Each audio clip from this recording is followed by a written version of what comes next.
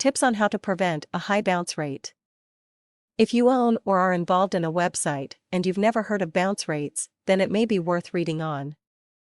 Bounce rates refers to the number of potential customers who leave your website practically as soon as they have navigated to it. Obviously, the higher the number of visitors immediately bouncing away from your website, the more likely it is that your potential sales could suffer. There isn't a direct correlation between a high bounce rate and potential losses, but logically the conclusion must surely be that if visitors click away from your web page before considering the information or offer you've put before them, then something isn't quite right. You certainly aren't exploiting all the potential that lies out there. So, what's the best and most effective way to reduce the rate of bounce back and keep browsers interested in what you either have to say or offer? Content is paramount. You need to make sure your website is interesting and informative. Ensure that you have unique and varied content on your site, because after all, content is king. The simplest way of doing this is by incorporating daily articles or blogs. Any information contained in these blogs needs to be useful and of a high quality. If it isn't, visitors aren't likely to want to come back.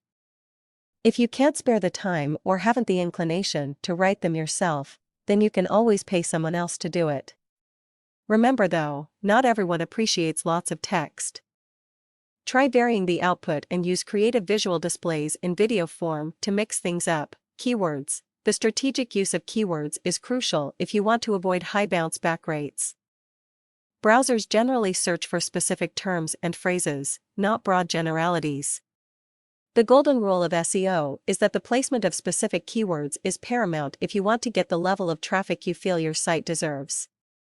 Make sure these keywords are precise and are targeted to your business or the service you are offering. No one can completely eradicate bounce rates from websites. Let's face it, every visitor is different and each has their own personal expectations.